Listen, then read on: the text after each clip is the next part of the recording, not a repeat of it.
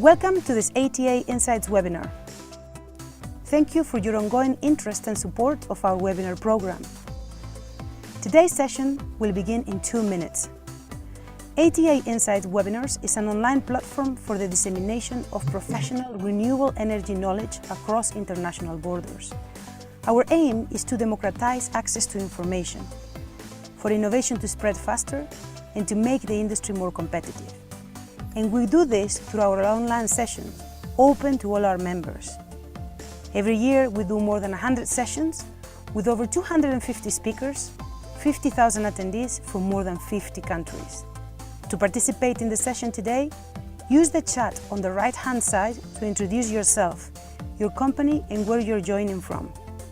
Under the screen you will find the Q&A box, where you can send your questions for the speakers. We will get to as many as we can today. We're recording this session and we will send you a link to the materials in a few days. Please consider supporting our content creation for the webinar program. Contact us on the email on screen.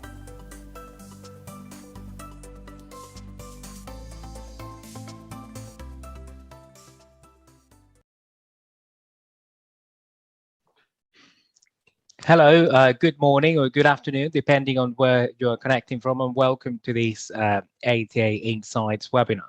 So today we'll be talking about how a flexible and reliable energy system can support decarbonization, and delving into the Texas case. So we have 3 experts from Wärtsilä who will tell us all about this. So I'll let them introduce themselves in a little while. But in the meantime, I'd like to remind you of a tradition we have at ATA Insights, which is to to share where you are connecting from using the chat function.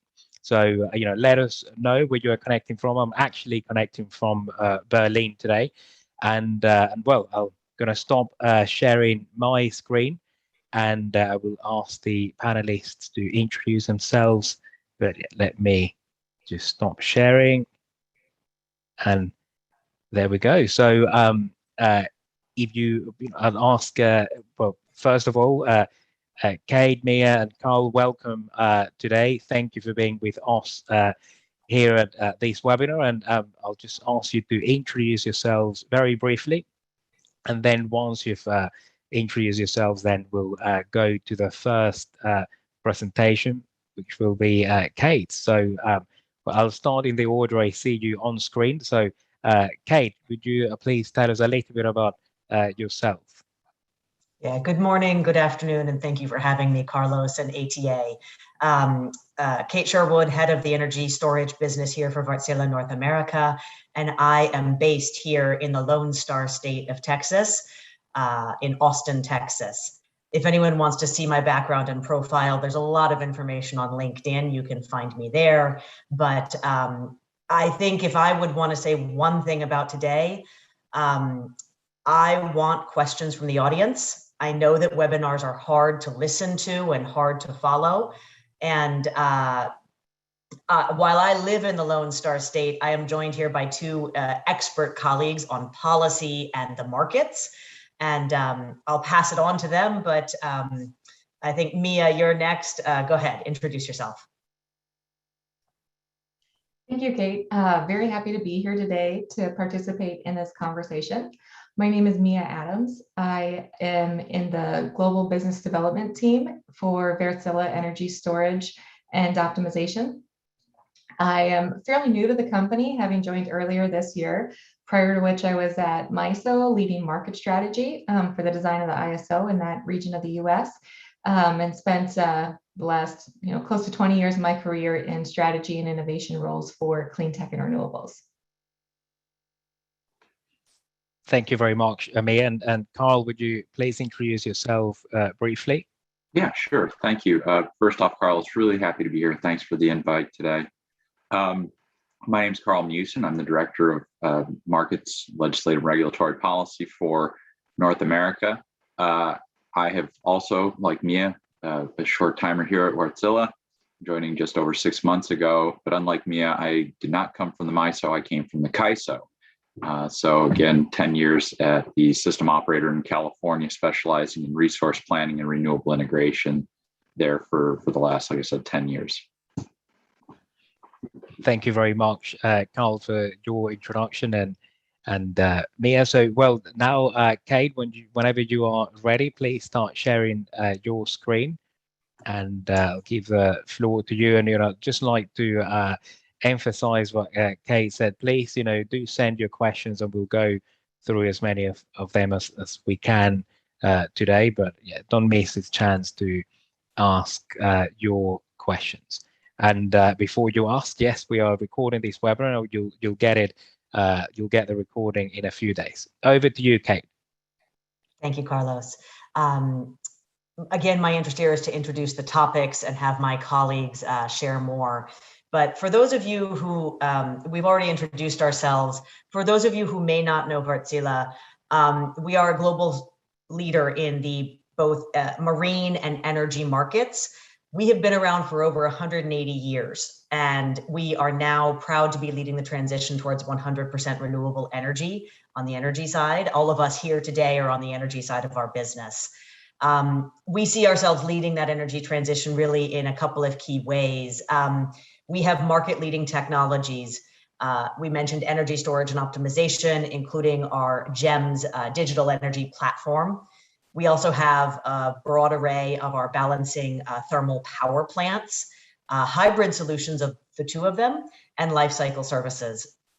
Our track record is long, and we're very proud of it. You can see an image behind me of one of our installations at a wind farm here in the US, but we are proud of what we're doing. For those of you that may listen to Wärtsilä in other fora, again, we've got over half a century of producing the best power plants in the world, and that plus energy storage technologies, I think, is what's going to lead us to that renewable energy future. I mentioned a little bit about what our energy offerings are, but thermal balancing, today still the majority of the world's energy needs come from thermal power sources, and ours are the reliable, stable, we like to say the best in the world, best in class. Something that our company is doing a lot of research on is sustainable fuels, future fuels. You may hear us talking about hydrogen, for example, and other types of future fuels beyond traditional mine thermal power sources. On the energy storage and optimization side, this is really around using battery energy storage to optimize the grid. I mentioned I live here in Texas. This February, there was a terrible cold snap, unusual for this part of the world, which created a significant loss of power for me personally for 4 days. And I live in a major city in Texas. And then finally, we have our life cycle services that allow for truly world-class performance management of the energy storage systems that our clients purchase from us. Really, that's what we do in energy in a broad array. I'd be happy to follow up specifically on what that might mean for specific applications. But let me first then talk about a bit. I mentioned we have a path to 100% renewables. At Wärtsilä, we believe that there's a reason to front load your steps to net zero. The first, and a lot of our clients are already doing this, is adding renewables. The wind farm you see behind me, solar farms, other renewable sources of energy. We see the next step is having thermal balancing and energy storage. Beyond that, then actually the phasing out of inflexible thermal power plants and conversion to sustainable fuels. I mentioned hydrogen. There's lots of other carbon neutral and even carbon positive sources of fuel. And then finally, the complete phase out of fossil fuel sources. Different entities will do this in a different way, but this path is what we see as the lowest cost, lowest risk path for many clients. And again, we're happy to follow up on what that might mean in a specific use case or a specific customer instance. With that, actually, I'd like to open the floor to back to Carlos. I think you've got some questions for us, but I'll leave the slides here on About Us, but I'm happy to flip back and forth, Carlos, as we go through the conversation. Thank you very much, Kate, for your introduction. And well, I think, there is a lot going on in the energy system now, as we all, not only in Texas, but all over the world, try to change from a system dominated by fossil fuel technologies to a renewable system, and that brings opportunities and also challenges. So I wanted to ask you, Kate, how are you looking at the evolution of the electric system, and what does that mean for reliability? Yeah, let me answer that sort of at a high level, and then get into maybe a project example. So you first asked, you asked about what's it mean for reliability. The fact is that grid operators, like where Mia used to work and Carl used to work, have a terrible and very terribly tough job. They are, in the US, these are nonprofit entities that have to keep the grid up. And there's only a downside if the power and the lights don't turn on. So what we see is that traditional hub and spoke power plant sources, while they're still necessary in our power grids, Wärtsilä is actively looking at the transition of those into future fuels. Let me switch back if you guys can see this, see the screen. We see supporting our clients in this process, depending on where the clients are in their own journey. At a very specific level, we've announced a customer relationship in the Southeast with RWE, where we are supporting, they already have a solar farm, and we are providing energy storage to provide not only solar firming, but also grid services to that, at that same point of interconnection, so that that solar farm can provide more reliable output of power and support the local grid in Georgia, USA.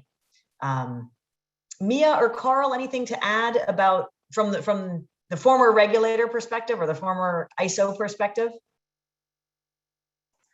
Kate, I think one of the things when we've got this screen up here from the front loading net zero, the 5 steps we see here, like you said, different entities that are doing the procurement are going to be at different phases in the process and have different resources available to them. In our front-loading net zero study, we did several case studies from around the world, including California, Germany, India, and a couple others. And this was, generally speaking, the common path we saw to maintaining the lowest cost and the most reliable systems out there.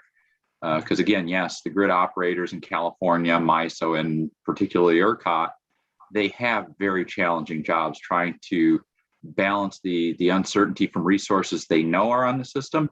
But not only that, as rooftop solar permeates the system, they're adding an additional level of uncertainty that they can't see. And so the requirements for flexibility to support all of that variability just continues to grow across the systems that we're looking at. Yeah, thanks, Carl.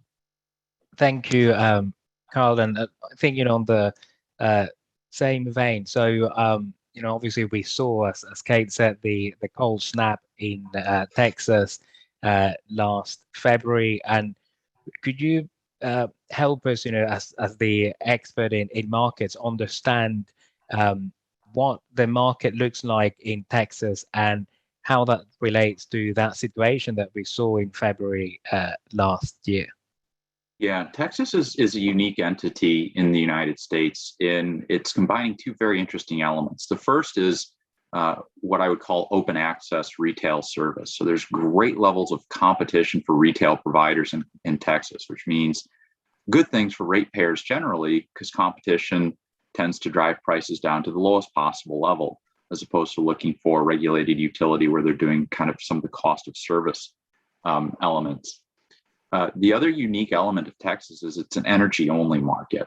And what that means is when you look at other regions like the PJM region in the United States, MISO, New England, California, they have a capacity market. And that means that the entities that are providing service have some level of requirement, either run through the system operator or through their individual procurement requirements, to contract with enough capacity to serve their peak load. They have the planning reserve margins for forecasted peak and contingencies all built into a requirement. Texas relies on a scarcity pricing, where prices are allowed to, in real-time markets, go extraordinarily high, with the idea that those high prices will create incentives sufficient to hedge those risks and do that procurement absent a formal requirement. So what we have here is, what becomes important is how each of those entities that is doing that procurement looks at risk. That risk of what is the likelihood, the probability of hitting those extraordinarily high price caps, and then balancing that with what level of procurement needs to be done. And each entity is going to look at that differently. And basically, they're looking at what is the cost of buying that insurance policy, the additional reserves in case extreme weather hits, in case they're above their forecasted peak, in case, as we saw last February, their extreme level of outages, and we need to have additional capacity online in kind of that just in case matter. So as they look at that risk differently, they'll buy different levels of capacity to back that up. And so when we move out to the operational space from procurement, the grid operator has to look out and say, what do we have online? What's available to us? Last February, the answer was a cascade of events that led to not much available to that Texas ERCOT, the ERCOT grid operators. And I think it's important to note that when you look at what happened, it wasn't a single point of failure. There was a confluence of events. If you look at the study conducted by UT Austin after the fact, one of the quotes that stood out was, certain power plants within each category of technology failed to operate to their expected generation output levels. So it wasn't as though you can look at wind or solar or thermal and say, that was the point of failure. Eventually, once things started to happen, it was widespread and happened across all sectors. And so the challenges moving forward for Texas are, how do we take these pieces where you have that open access, where the goals are to maintain the lowest cost possible for competitive reasons, ensure that you have sufficient capacity online available and contracted for ERCOT operators to utilize, and again, make sure that the system is, what's the word I want, reinforced to handle more extreme weather, more extreme conditions, be they hot or cold, for Texas. So that's the kind of where we're at, and a little bit of the background of Texas now.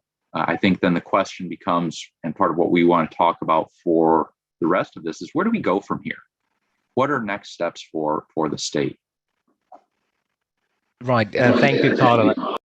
And I think that paints a very good picture of what Texas looks like, and why the issue we had last February happened. But I think I'd like to ask Mia to just look deeper into the technical challenges. So what are the biggest challenges that are facing the grid today?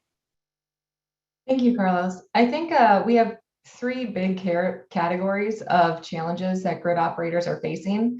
The first is that there's more variables to manage. So a lot of the traditional resource mix is aging, which means that it can become a little bit less reliable in terms of how it's operating. And it's also reliant on fuel supply, which with the increased amount of gas, you need to have increased coordination between the electric and gas systems. So that's something that has to be managed more than in the past, when it was mostly gas used as a peaking resource. Second, with this, you have more weather-dependent resources. So is the sun shining? Is the wind blowing? That can create different amounts of variability, uncertainty, and volatility. Then on top of this changing resource mix, you have a changing demand pattern. So we're seeing electrification on the horizon, starting already now with the electric sector. I think Carl mentioned the proliferation of DERs or rooftop solar. So all these things are changing how demand looks. Patterns can fluctuate in unexpected ways, and grid operators at the transmission level don't always have visibility to what's going on at the distribution level. So there's a whole level of communication and shared information that hasn't quite been perfected yet. All these things create different types of risk for the grid operator that they need to manage, and they need new tools and solutions to be able to manage those things effectively and ideally cost efficiently to drive reliable and resilient outcomes for the people that rely on electric service in the footprint. In addition to just kind of the changing generation mix, which creates different physical impacts to the grid, it's the transmission lines themselves. So how old are they? Where are they going? How are they structured? Is it a network? Is it meshed? Is it, there are some ties outside of the ERCOT region into neighboring regions, but it's rather limited. So that can create a bit of an island structure, which means that you're going to need to have more, more capacity that's capable of handling dynamic fluctuations, along with variability and uncertainty. So there's different ways you can address that with transmission build out or becoming more tied into the adjacent interconnections, the Western interconnect or the Eastern interconnect. But those are expensive and require quite a lot of policy to pursue how you address those challenges. And then the kind of last technical challenge is the tools and the market design. So the tools that the control room operators have, what can they see? What can they look at to say, what we thought was going to happen in 3 hours is really different when we're hitting that, half-hour outlook. What do they have at their disposal in order to give signals to put new generation online or offline, or, put out requests for demand response, things like that? A lot of those tools haven't fully yet evolved to how the risks are evolving in reality. And I think part of that's just the fast pace of change. And these tools take time. A lot of them are novel. They haven't been needed before. So they're being invented. I think a lot of people like to say, you're building the airplane while you're in flight. So that's a big challenge. And then coupled with this is the market design aspect of it. So historically, markets were trying to drive reliable outcomes at the least cost possible. And typically that was around how can we, dispatch the lowest cost gas peakers just to ebb and flow with a little bit of fluctuation that you might see in demand patterns. Well, now you have, more volatility and variability in demand patterns. You have, you're not just dispatching generation to match demand. In the future, you can see where you're dispatching demand to some degree to match variability from weather-dependent generation resources. And the market concepts themselves need to evolve to meet this. That is a big challenge. There's no silver bullet way to approach that. It takes a lot of collaboration, and you also need a very diverse amount of stakeholders to buy into it in order to enact a given policy change or market design change. So there's a lot of negotiation coupled with that technical challenge in terms of how do we get to solutions that are going to work and drive the outcomes that we need as we transition, through this next few years. So thank you, Mia. Kate, please. Yeah. Can I add a real world, again, as the Texan who lived through, or as the Texas resident who lived through it, there was some interesting insights afterwards that came to light that I want to pick up on what Mia and Carl both said. Here in Texas, I have gas heating in my house and electric cooling. And that's fairly normal. I live in an urban environment. However, the rise of electric heating sources for residential use, literally the electric heat pump has become more efficient and lower cost than it used to be.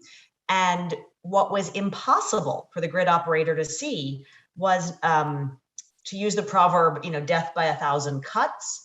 Part of the problem is the electric usage requirement when the temperatures went to 0 Fahrenheit or 0 to 10 Fahrenheit, which is negative 10 to 20 Celsius. When the temperatures reach that low, the grid operators could assume, oh, lots of gas heating would come on and keep people warm, and maybe the starters wouldn't work. But the difference is that here it ended up being death by 100,000 electric heaters. The demand on the grid, particularly in outlying areas where it has become more economic to put in electric heat sources, created a strain on the grid that it couldn't handle. And there was no way for the electric grid operator to see that. There was no way. So how we actually take, I'd say, positive advances in technology, the rise of the electric heat pump is not a bad thing, and marry that with the real world grid operators, control room that they need to be able to see and understand the demand at a 30-minute or 5-minute interval time frame. That's an example of positive technology advances creating, misery for a lot of us in Texas. Well, yeah, I think that's a really good point, actually. And I didn't know, that you had such a high penetration of electric heating in Texas. And as you mentioned, it's a good thing, right? We're trying to move towards, renewables and electrification, but, how, well, the grid operator obviously needs to know. So there is, no shortage of challenges here. Definitely, increasing complexity, variability. Carl, what needs to happen at the regulatory level? What questions need to be answered at the regulatory level for some of these challenges to be tackled effectively? Yeah, thanks, Carlos. I think one of the biggest things we need to recognize in the industry is that the regulations matter. They do have a big impact on the market, be they in a competitive marketplace like Texas or a fully integrated utility in other parts of the country. I think in Texas, we've talked about the cold snap in particular. The question, I think, when you look at the resources that are outside is, what is the weatherization standards? The legislature's recently passed standards to, try and get the resources weatherized so that if we have such a winter storm again, that we don't have the same result. However, there's still some fairly decent sized loopholes within that to say, well, if you can't do it by this winter, just let us know, please tell us why, and then when you're going to have it done. But there's no firm timelines on any entity that takes advantage of that loophole. Again, one of the things we like to say here at Wärtsilä is our engines are built to the Finnish standard. And when it gets cold in Finland, it's a little colder than it is in Texas.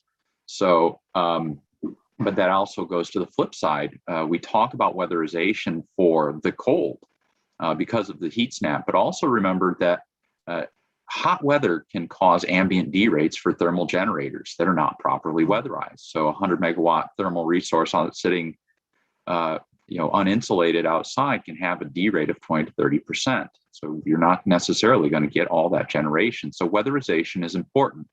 And this is something I learned in California as well. When they're sitting outside and those derates hit, you don't have reliable, dependable, deliverable capacity. So having that standard for weatherization. The next question I think is really, really important is when we talk about providing reliable service, what is the standard that reliable service is defined as? A lot of system operators talk about 1 in 10 loss of load probability. And what exactly does that mean? And the answer is not a whole lot, depending on, when you're sitting there looking at a system in Texas where all of the entities may have a different distribution of what their forecasted peaks look like. So 1 in 10 loss of load would look different across different entities. And so you don't have this uniform standard that says, this is the amount of insurance you should hedge to, or the amount of procurement you need to buy. And so trying to better understand how you create an apples to apples system, regardless of who's providing your retail service. So trying to make sure that we've got that lined up. And not only that, when they're going out and trying to figure out what to provide, having a real kind of standardized assessment of what's being procured and how much, quote unquote, reliability benefit that capacity provides to the system. Meaning, do you get the same level of reliability from 100 megawatts of thermal, 100 megawatts of wind, and 100 megawatts of solar and storage? And trying to create, again, an apples to apples comparison from a reliability standpoint across resources that are and technologies that are on the system, because it's not immediately clear that all of those are going to provide the same benefit, or when they traditionally don't provide that benefit. In California, they had always worried about August load at 2 p.m. They don't worry about August load at 2 p.m. anymore. They got a lot of solar right now in California. They worry about September load at 9 p.m. and July load at 9 p.m. when the sun sets. So trying to have those assessments of what's the reliability that the resources provide. And then finally, back to a point Mia raised earlier, is the market design. Trying to have market products that incentivize the procurement of the right capacity resources. One of the things that we see in some systems is the dispatch instructions can actually commit away the flexibility you need, up and or down. You dispatch your upward fast ramping capability too soon. And so, like Mia said, 3 hours later, when you needed that ramping capability, it's already ramped up to Pmax. You have no more flexibility. California built the flexible ramping product, which was designed to hold back some of that flexibility and provide an incentive to say, we're not going to dispatch you. You'll get paid similar to an ancillary service, but we'll maintain and hold that upward and or downward ramping capability. That's a real-time product they offer. They're now trying to build something similar to that in the day-ahead space. Now trying to design, is that the right product for all places? Possibly not, but trying to find a way to maintain additional dispatch capability up and down through market products, valuing flexibility through either forward procurement or real-time market operations. Building those pieces are a big part of the regulatory question that needs to be answered, and that really lies between both the PUC and ERCOT. Thank you. Thank you, Carl. And I think that, well, you've outlined a number of regulatory challenges there, and I would like to know, how do these translate to probably increased risks on the commercial side? So what are the commercial risks that we're seeing that are derived from the regulatory risks, and is it possible that they could slow down the adoption of grid solutions to increase reliability? And I think, Kate, you may probably want to answer that question. Yeah, okay, good, I'm not on mute. Let me actually not answer it directly and say, on the commercial side of our business, our clients care about the right balance of reliability and, frankly, cost. So as the screen still shows the transition to front-loading net zero, not all of our clients are on the path to net zero. Not all of our clients agree with this path, although to Carl's point, many of them do. And we are continually pushed to provide the best, I'll say most cost-effective energy storage and optimization systems to our clients for their uses. So I think the biggest challenge is for me and my team is regularly and in great detail marrying the needs for reliability. What's reliability mean? Does it mean 110% uptime on a storage system? I'm being silly, but quite seriously, what do the numbers, what does reliability mean to a client? On our service, on our lifecycle services side, for example, we have 4 main offerings. You can get just a straight software license and annual software maintenance. And if you want to do everything else yourself, have at it. All the way to guaranteed asset performance, where we will warrant and guarantee with our good name behind it that the system will perform exactly or better than we propose. If we propose a certain level of uptime, we're going to guarantee that with, again, our good name behind it. So the translation of what a customer means by reliability into financial value is super important for us to understand up front. And there's been a lot of active conversations, many that go very well, like the one behind me. But I think that is our continual challenge of understanding what it means to an individual client. Thank you, Kate. And when I look at this image, I think, well, in different places, you would be at different steps along this chain. I would argue probably we are in like step 1 or 2 in most places. So I suppose my question now is, what solutions are available now to grid operators to increase reliability, and what other solutions could we expect in the near future? Maybe, I don't know if Mia, you'd like to start answering that question. Yeah, thank you. I think this is really an exciting part of the journey. Having spent nearly 20 years in renewables and clean tech, you've definitely been in this situation where everything just seemed so expensive, it was never going to happen. And now we're actually getting to significant levels of penetration of wind and solar, where you need to have complementary integration solutions. And so some of the challenges we talked about before, in terms of you've got variability of wind patterns, of sun patterns. You have pretty good forecasting applications and resources out there that can help with that to a large degree, understand and have some foresight into the variability within the next day or so. A little bit less so over a multi-day forecast. But still decent. You've got uncertainty because there can, despite the forecast, be very dramatic and sudden drops where you can lose on a grid just gigawatt hours worth of wind output, for example, in moments. How do you react to these types of big drops?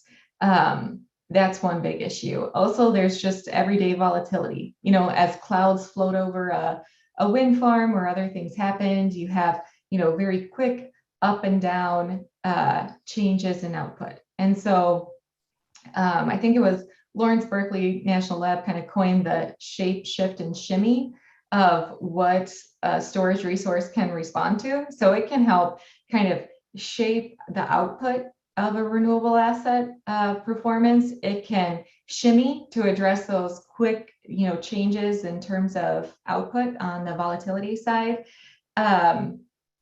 And provided a number of other resources, resource capabilities there. So energy storage, particularly in the short term, is a huge and critical resource for the grid of today, as well as the grid of the very near future, as we see continued proliferation of wind and solar and those kind of dynamic operating conditions. Secondly, the role of digitalization. So the tools that we use to manage this uncertainty rely on a lot of artificial intelligence, machine learning. That's where the GEMS or the Greensmith Energy Management System that Wärtsilä uses, which is really best in class in a lot of ways. You can have lots of real-time inputs from weather, from forecast, video, all sorts of things, market prices, as well as your own understanding of the adjacent generation types. Like if you have a battery plant next to a solar plant, for example, and you want to make sure that you're managing curtailment or different challenges like that, that's where you really need a robust platform with advanced digitalization. To be able to maximize your kind of profit as well as maximize the reliability and outcomes. What's interesting here is that you can have layers of optimization. So you can have battery level optimization, you can have hybrid plant level optimization, and then you also have the grid operator doing its own optimization of the broader system. So I think there's more work that we can do together across the industry to collaborate on how we address some of these multi-layer optimization impacts and opportunities so that we can be as efficient as possible and coordinated. I think the third leg of this solution outlook is on longer term flexibility. So we have our energy storage for a few hours, any sub an hour to maybe a little bit more than 4 hours for energy storage. But how do you address kind of the longer term needs for flexibility, needs for resilience? And I think that's where we have here on the chart in front of us, add thermal balancing. So today we have, Wärtsilä, the gas reciprocating engines are exceptionally flexible resources, capable of black starting. They can withstand more extreme temperatures, both high and low, compared to most other gas resources. Further, they are able to transition to future fuels.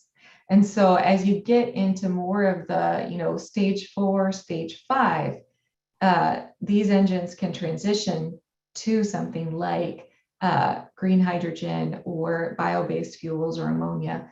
And so I think you have that flexibility there. But to have something with an on-site fuel resource so that you can get through multiple days of need, you can black start, you can also, I think we've seen some extreme weather with hurricanes where Wärtsilä's gas recip engines have been able to maintain output through hurricanes. And then also in the wake of hurricanes where you do have blackouts, really help with that very targeted repowering, where you need to very carefully manage the generation output with the demand so that you're not, overburdening lines, which can, cause them to fail and be extremely costly, potentially, somewhat dangerous. So you need to very safely repower, and that's where you want a very flexible, capable, controllable resource to be part of your resource mix. So Mia, just to add really quickly to that, as we went through the front-loading studies, the question was, how do we get the megawatt hours, not the megawatts, but the megawatt hours to the time we need them? And what we found was the shorter duration storage, as Mia talked about, was great for moving it within a day, maybe a week.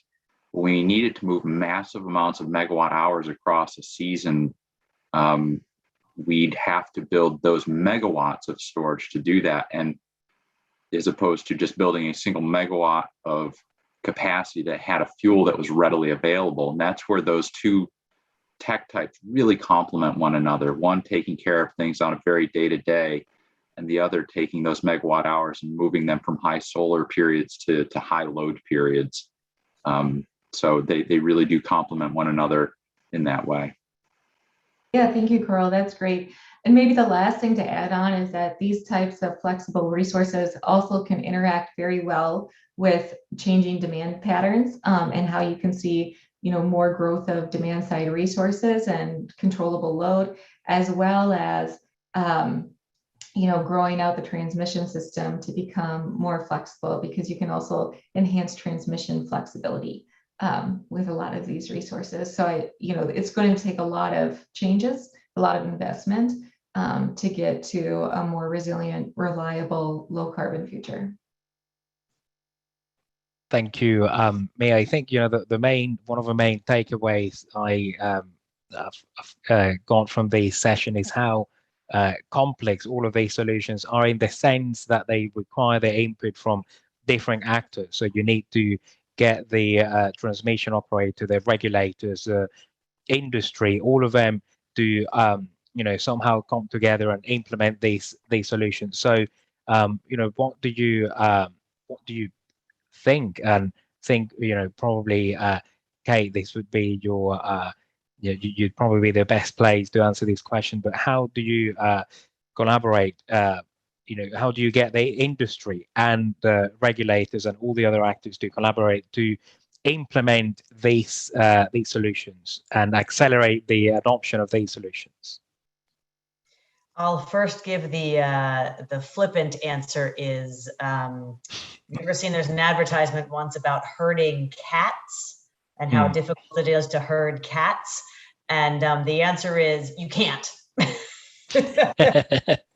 But to be quite honest, I think something Carl touched on earlier, or maybe I think me as well, is standards. I think we can all understand, we all are aware that standards can help drive down, having a standard, whether it be at the national level for the percent of renewable energy or grid resilience requirements, or at the local level here in energy storage, thermal runaway, or the ability to effectively permit a energy storage plant that complies with local regulations for fire suppression. As a side note, we at Wärtsilä think of fire suppression both in proactive, or things that stop, that allow a fire not to even start, to reactive, that if a thermal event happens, what then can keep it under control and from not proliferating or hurting anyone. But standards around those, we're really new in our industry in having those standards. We at Wärtsilä do participate in different regulatory processes, and I think it's frankly something that I want us to do more of, Carl, Mia, but I think you'd agree. But standards at a high level can help drive down cost, which can help adoption in general. So it's super hard. It is hurting cats. I don't expect us to do this on our own. And I certainly look forward to working with others, I'd say in our part of the industry and our clients in driving standards to make it this more viable. Right. Well, thank you, Kate. And unless Mia or Carl would like to add to this question, we can start answering questions from the audience. I think there are quite a few good questions there. So. Okay. So one member of the audience asks whether you could explain what the different technologies that you would apply in the different steps. So, can you explain the various storage systems outlined in the front load to net zero, and thermal balancing and storage proposed in step 2, and carbon neutral long-term storage proposed in step 4? Do these include both surface and subsurface energy storage solutions? Yeah, I'll field that one. I worked on the California front loading piece of it, so I can speak to that. I'll try not to speak so much to some of the other case studies we did there. But again, building out the renewables, those were the standard wind and solar. The system can adopt, can absorb so much of that. Then it starts to get to a point where you're now shaping the renewables around the inflexible thermal. And so you want to find ways to utilize the inflexible resources less. Our modeling relied mostly on kind of a lithium ion based 4-hour duration battery in phase 2 as kind of the storage option that was most heavily relied upon. And then as we got to phase 4, you're looking at converting some of your existing thermal capacity to the sustainable carbon neutral hydrogen-based fuels. We, through those various studies, assessed ammonia, methanol, and pure hydrogen. The question of storage was kind of generalized as cost. Obviously some of the liquid hydrogen-based fuels are very easy to store on site. The pure hydrogen has additional cost on-site storage. It was California where subterranean storage there's not a lot of options for that in California. So I think most of the storage we used was on site. But again, the benefit of what, the technology we're looking at for the reciprocating engines to utilize those sustainable fuels are low operating levels. So the cost of all of those hydrogen-based fuels is much higher than your typical natural gas cost. So when you're using it, you want to use only what you need. And so minimum operating levels can be a very impactful point of decision making there. your operating cost for utilizing that hydrogen is much higher than natural gas. So your minimum operating level of the resource becomes a really critical decision. And so those are really what we looked at, and our modeling allowed for aeroderivatives as well as the reciprocating engines to be utilized. And because of those operating costs, typically our modeling was showing the reciprocating engines being the technology of choice to utilize the sustainable fuels. Thank you, Carl. I don't know whether Kate or Mia would like to add to that. Otherwise, we have a related question here that I'd like to get answered. Let me say, from a commercial standpoint, I shared what Wärtsilä does in the process. For example, we do not focus on underground energy storage. I know that it is a viable technology in certain geographic areas where I'll say the storage containers are cost effective. So I can't speak to precisely, should you use sustainable fuels and include, a subsurface energy storage in step 4? That's a really specific customer use case, and I'd be happy to wax poetic about the value of what Wärtsilä does in each step. But I would not say that I'm a true all-encompassing, all-energy expert. And anyone who tells you that, be suspect of them too. So, yeah, we can talk about what we do in each step and how we see it. But that's obviously one perspective, and customers should do their own homework. Right. So, well, on that vein, so Fred Morse asks, if you see a need for flexible thermal resources, what role do you see for CSP with its long duration, 12 to 20 hours thermal energy storage? So any, have you looked into these technologies? Is it something you have considered? Yeah, just Carlos, was that question around CSP, concentrating solar power? That's right, yeah. Yeah, so I used to, let's see, around over a decade ago, did quite a bit of work with CSP, so I do have a soft spot in my heart for the technology and the capability it offers. And I think as we progress into the future, a lot of it's going to come down to costs. So, I think that's why we've seen less of it is mostly due to some of those costs, especially around some of the key components within CSP plants. That said, it has a lot to offer from a technical perspective and, its storage capabilities. So I think in a lot of different arenas, we're seeing continued innovation, and that innovation is not just for higher output and performance, but also for lower cost reductions. So I'm very optimistic that we'll continue to see innovation in this area so that, we're able to use as diverse an array of resource types as possible, because I think that does help achieve overall goals of net zero at an earlier time frame. Mm-hmm. Thank you, Mia. I think we have seen CSP around for quite a while, and it seems that further along these steps you have outlined, it might become the need for it might become more acute. But we have another question here which I find interesting, particularly since this webinar is focuses on Texas, and Deep Saxena asks, why are we not thinking of decentralizing the grid and or using like decentralized solutions? And my kind of like personal, not expert take on this is like, well, you want more interconnections, right? So what are your thoughts? And I think this is a question addressed at Carl. Yeah, no, I think this is a great question, and it was one that comes up perpetually as you see distributed energy resources growing on the system, and having that centralized system operator having to deal with all of that variability.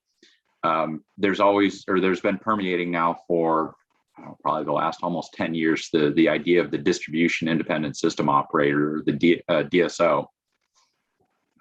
Which would work like the bulk transmission operator, but they would deal with all of the variability caused on the distribution or sub-transmission level and feed that up at a node to the transmission operator. And so there's still a need for that bulk system operation, assuming that the world's not prepared to run strictly on, massive, just a number of islands.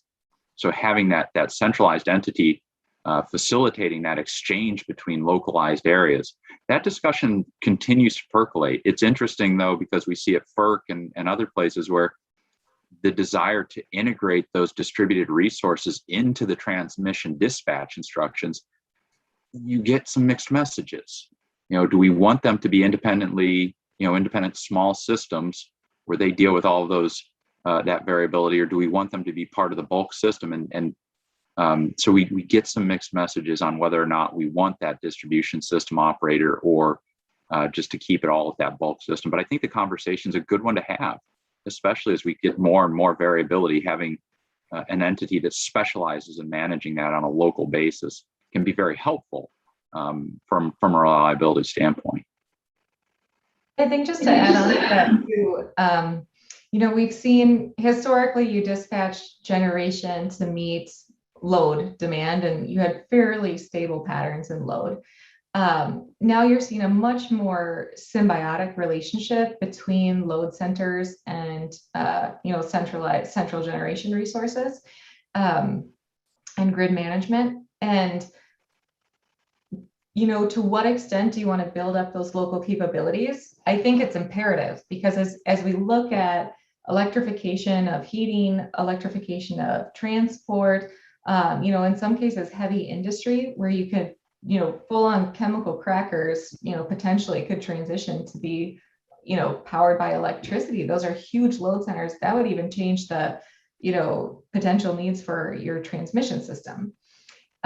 So very much different types of demand. And so I think that does lead to necessitation of enhanced distribution level optimization and distribution level operation and coordination.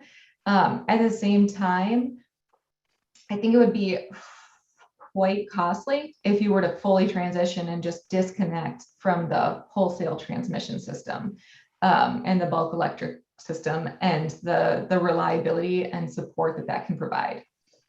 In the future, how much support is that going to provide? I think a few years ago, before we kind of fully appreciated just the extent of the potential electrification, you might have said, yeah, you could probably get away with just a little insurance from the transmission system in some key geographies.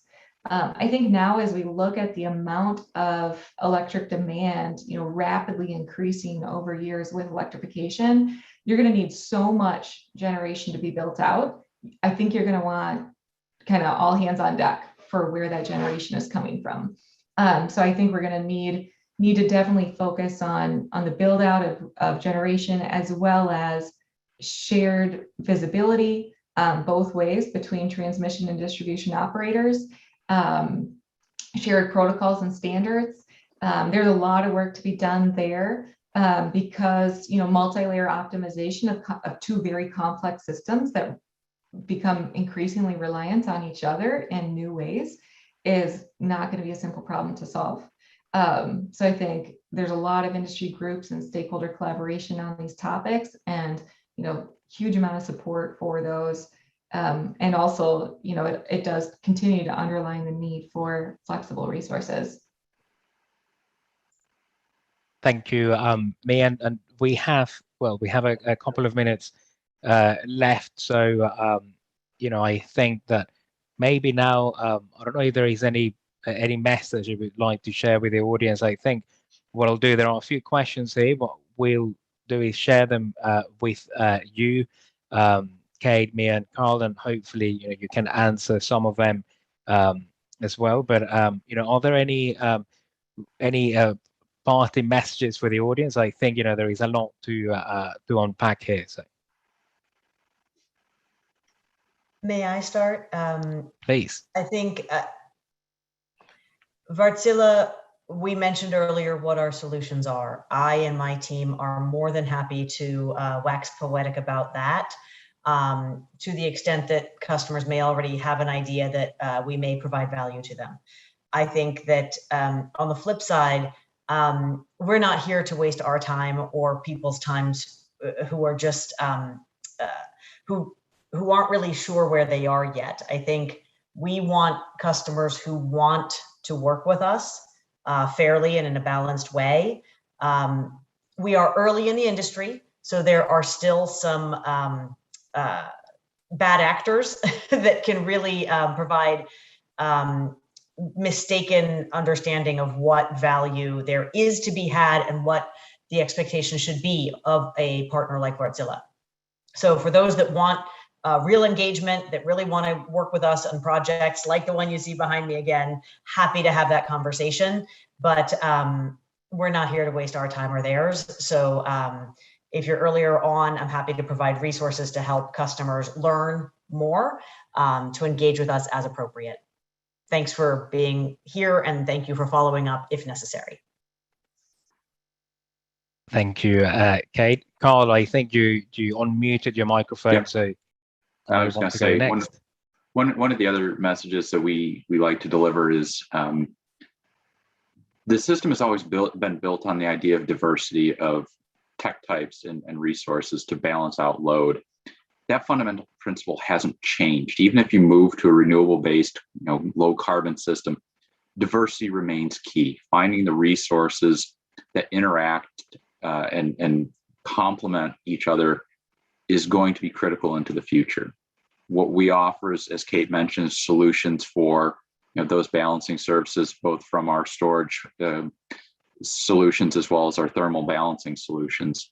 And so when you're trying to build out to those carbon neutral futures, planning for that diversity, making sure that that solving the world on wind and solar has challenges, and knowing what resources are out there to try and help you balance those out and achieve either the environmental goals that are set by your utility or your state, or just realizing that others around you will be adding adding variability, and that you may want to hedge some of that variability for yourself, and kind of planning to work with the systems around you will be as critical in the future as well. So again, diversity remains a key element to planning a reliable system for the future.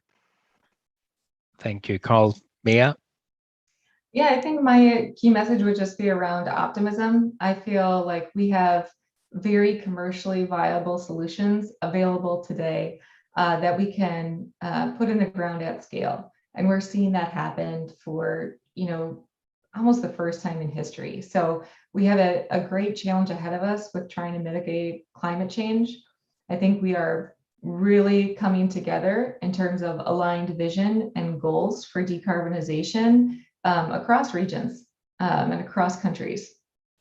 And we also have, economically and physically feasible resources that we can leverage to go after and tackle these large problems. Yes, there's complexity. Yes, it's going to be different than it was before, but we are, innovating our way through that, and we have great opportunities today that we can launch at scale. So I feel more optimistic now than I have in my entire career that we actually are going to have a chance at mitigating some of the more extreme climate risk scenarios. And so I think that's great, and I'm really glad to be here to collaborate with other folks in the industry on this issue. Great. Well, thank you, Mia. That's a great note to end the webinar on. And, I'd like to, before we go, I'd like to thank all three of you, and also everyone who is in the audience who's been following us. I think they've been really great and sent lots of questions. So, well, if you would like to see more content like this, come and visit our website, atainsights.com. And yeah, thank you for being here, and thank you to Wärtsilä for sharing the insights on how to increase grid reliability. So see you here next time. Bye.